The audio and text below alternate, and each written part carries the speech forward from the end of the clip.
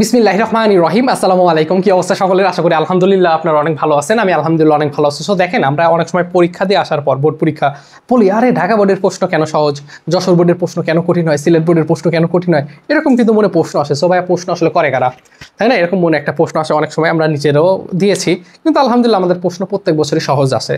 তাহলে বুঝতেছেন যে আমাদের প্রশ্ন কেন সহজ আছে, কারণ আমরা ঢাকা বোর্ডের। এটা আসলে জানি না, ঠিক আছে? এটা আসলে আমার কাছে টোটালি মনে হয় বৈষম্য, কারণ আমি নিজেও তো প্রশ্ন ব্যাংক সলভ করি স্টুডেন্টের। তখন দেখি যে যশোর প্রশ্ন ব্যাংক আসলে একটু কঠিন হয়েছে, যশোর বোর্ড বা সিলেট বোর্ড, ময়মনসিংহ, ঠিক আছে, একটু কঠিন মানে আমার কাছে লাগে কার সাপেক্ষে, ঢাকা বোর্ডের সাপেক্ষে। সো প্রত্যেকটা বোর্ডের আসলে সমান হওয়া উচিত বলে আমি মনে করি। সো আসেন আমরা আজকে পয়েন্টে কথা বলি যে কারা প্রশ্ন করে বা আপনাদের এই বছর কি হইতে পারে ইনশাল্লাহ। তো শুরু করার আগে আমি একটু আমার পরিচয় দিই। আমি আসলে সাধারণত অ্যাডমিশন নিয়ে কাজ করি। হতে পারে আপনার এটা প্রথম ভিডিও, আমার আজকে ফার্স্ট দেখতেছেন। সো যদি ফার্স্ট দেখে থাকেন, আপনার এইচএসসির পরবর্তী সময়তে অ্যাডমিশন লাগবে, ভার্সিটি, মেডিকেল, ইঞ্জিনিয়ারিং লাগবে না? সো ওই সকল বিষয় নিয়ে আমি আপনাদের সঙ্গে শেষ মুহূর্ত পর্যন্ত আসি। এই যে পরীক্ষার আগে যে 2 মাস আছে, এই 2 মাসও আমি এইচএসসি 25 আপনাদের ইন্টার কীভাবে ভালো রেজাল্ট করা যায়, এই সকল গাইডলাইন এবং ক্লাস ইনশাল্লাহ 23 তারিখ থেকে শুরু হবে। অবশ্যই আপনার চ্যানেলটা সাবস্ক্রাইব করে রাখবেন এবং আমার সঙ্গে কানেক্টেড এবং ভিডিও সবার আগে পাইতে অবশ্যই আমাদের টেলিগ্রাম প্রথম কমেন্টে দিয়ে আছে, ওইখানে জয়েন হয়ে থাকবেন। আপনাদের ক্লাস শুরু হবে 23 তারিখ থেকে, ফ্রি ক্লাস, এবং যেই টপিকগুলো পড়াবো ওই টপিকগুলো ইনশাল্লাহ আসবে। একাডেমিকে জিপিএ 5 কঠিন কিছু না। সো যদি আপনারা ভালো একটা রেজাল্ট ইনশিওর করতে চান, আমাদের ফেসবুক পেজে কানেক্টেড থাকেন। যদি আমাকে মেসেজ দেওয়ার প্রয়োজন, ফেসবুক পেজে মেসেজ দেন। আর টেলিগ্রামে যদি যুক্ত থাকেন, আপনি ভার্সিটির প্রত্যেকটা আপডেট পাবেন। ভার্সিটির একটা রোড ম্যাপ আমি আপনাকে দিয়ে দিব, ওইখানে হিউজ পরিমাণ স্টুডেন্ট আছে, 2500-র উপরে। কথা বুঝতে পারছেন? সো অবশ্যই কানেক্টেড থাকেন আমার সঙ্গে। সো চলেন, অনেক কথা বলছি, আজকে শুরু করি। প্রথম কথা, দেখেন, আমরা অনেক সময় বলি যে প্রশ্ন আসলে করে কারা, তাই না? এত কঠিন করে, তারা কি আসলে বই দেখে করে, নাকি তারা বুয়েটের প্রশ্ন করে, নাকি স্যার বুয়েটের মানে টিচাররা প্রশ্ন করে, এরকম মনে প্রশ্ন আসতে পারে, তাই না? এত ম্যাথমেটিক্যাল টার্ম এত কঠিন। আসলে প্রথমে যে জিনিসটা হয়, বাংলাদেশের বাঘা বাঘা, দেখেন, ভয়কারে বাঘ, ভয়কারে ভা, হাতের লেখা অনেক বাজে, তাই না? আসলে আপনারা এখন থেকে বাংলার পাশাপাশি ইংলিশ যে টার্মগুলো আছে এগুলো ইউজ টু হয়েন, হ্যাঁ, পড়াশোনা করেন। কারণ হচ্ছে ভার্সিটি লেভেল কিন্তু সবই ইংলিশ। আপনি নর্থ সাউথে পড়েন, তাতেও কিন্তু ইংলিশ ভার্সন। কথা বুঝতে পারছেন? ঢাকা ভার্সিটি, জাহাঙ্গীরনগর, আসি, সব জায়গায় ইংলিশ ভার্সন। যখন থেকে ইংলিশ পড়েন। আচ্ছা, বাঘা ভাগা, তার মানে বাংলাদেশে যে সকল বাঘা ভাগা টিচার আছে, খুবই নাম করা আছে টিচার, এগুলো কি করে, ওই শিক্ষা মন্ত্রণালয় বা শিক্ষা বোর্ড থেকে কি করে, এই সকল টিচারকে হায়ার করে। কথা বুঝতে পারছেন?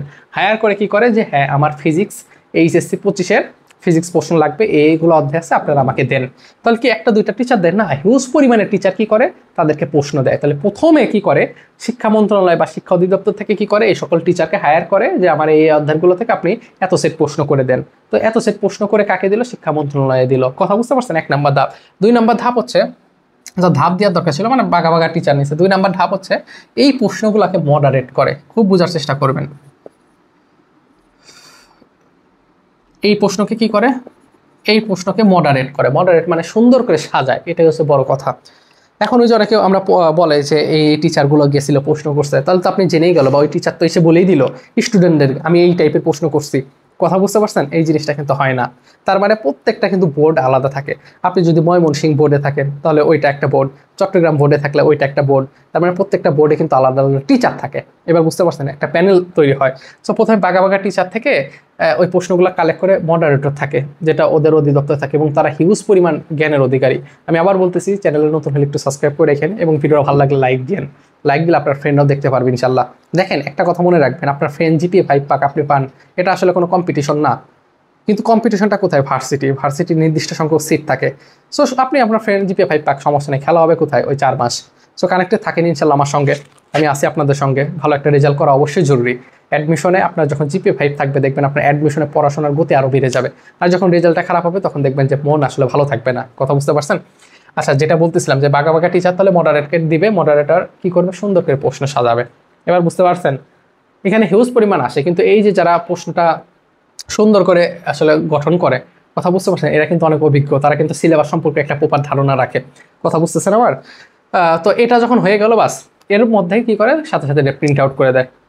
প্রিন্ট আউট করে তারা সুন্দর একটা জায়গায় রেখে দেয়, এবং পরীক্ষার আগে কি করে, তারা প্রত্যেকটা জায়গায় নির্দিষ্ট সংখ্যক জানে যে এইখানে এত মানুষ পরীক্ষা দেয়। আমরা কিন্তু বলি এবার 12,20,212 জন পরীক্ষা দিচ্ছে। সো প্রত্যেকটা কেন্দ্রে কতজন করে পরীক্ষাতে থাকবে, এবং নির্দিষ্ট সংখ্যকই কিন্তু পাসটা দেয়, একটা বেশি কম দেয় না। এবং এটা সাধারণত ওই জেলার ম্যাজিস্ট্রেট প্রথমে ওপেন করে, একটা ফাইলের ভিতরে থাকে, ওইটাই একটা ম্যাজিস্ট্রেট ওপেন করে প্রথমে শুরু করে দেয়া। কথা বুঝতে পারছেন? সো প্রশ্ন ফাঁস, এই টপিক আমরা যাচ্ছি না, আগে কি হইতো না হইতো, এখন কি হবে না হবে জানি না। সো এইভাবে হচ্ছে করে। সো প্রশ্ন এত কঠিন হয়। এখন ওই মডারেটের সময় অনেক সময় দেখা যায় যে কঠিন লেভেলের প্রশ্ন দিয়ে দেয়, কথা বুঝতে পারছেন। আর এইখানে দেখেন একটা বিষয় বলি, এইখানে ঢাকা বোর্ডে কিন্তু নটরডেম আছে, হোলি ক্রস আছে, ভিকারুননিসা আছে, রেসিডেন্সিয়াল আছে, আর অনেক কলেজ আছে।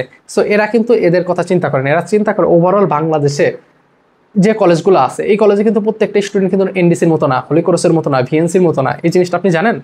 সো তারা চিন্তা করে ওই যে গ্রামে যে কলেজটা আছে ওইখানে ওই ছেলেটাও আছে, তারা চেষ্টা করে যে প্রত্যেকটা ছেলে কীভাবে পাস করতে পারে, কথা বুঝতে পারছেন। কারণ পাস যদি না করে, সে যদি একজন ফেল করে, তাহলে তার একটা বছর গ্যাপ হচ্ছে, এটা আসলে তার জন্য অনেক বড় ক্ষতি সম্মুখীন সে হবে। এটা স্যাররা চিন্তা করে, ওইভাবেই প্রশ্নটা অ্যাভারেজ করে এবং প্রশ্নটা স্ট্যান্ডার্ড করে, কথা বুঝতে পারছেন। সো আপনারা টেনশন করেন না, প্রশ্ন এবারও সহজ হবে। বেশি করে প্রশ্ন ব্যাংকগুলো সলভ করেন, হুবহু প্রশ্ন তুলে দিবে না, হয়তো বা একটু চেঞ্জ করে দিবে, ভ্যালুগুলো চেঞ্জ করে দিবে। কানেক্টেড থাকেন ইনশাল্লাহ। আর পরিশেষে একটা কথাই বলবো, এজ এ মুসলিম হলে চেষ্টা করবেন ইনশাল্লাহ 5 ওয়াক্ত নামাজ কালাম করা। আসলে দুনিয়া কিছুই না, আমরা দুনিয়া নিয়ে অনেক টেনশন। হ্যাঁ, জিপিএ 5 পাইতে হবে, মেডিকেলে চান্স পাইতে হবে, বুয়েটে চান্স পাইতে হবে, তাই না? ভালো একটা ভার্সিটির চান্স নইলে, বিসিএস না হলে তো ভালো জায়গায় বিয়ে করা যাবে না। অনেক চিন্তা, কথা বুঝতে পারছেন। সো এগুলো আসলে কিছুই না, আজকে মরলে কালকে 2 দিন, এসে কথা। সো আমার সঙ্গে কানেক্টেড থাকেন, টেনশন করেন না। কি ভিডিও দেওয়া যায় কমেন্টে জানায়েন এবং টেলিগ্রামে জয়েন হয়ে থাকেন। আসসালামু আলাইকুম।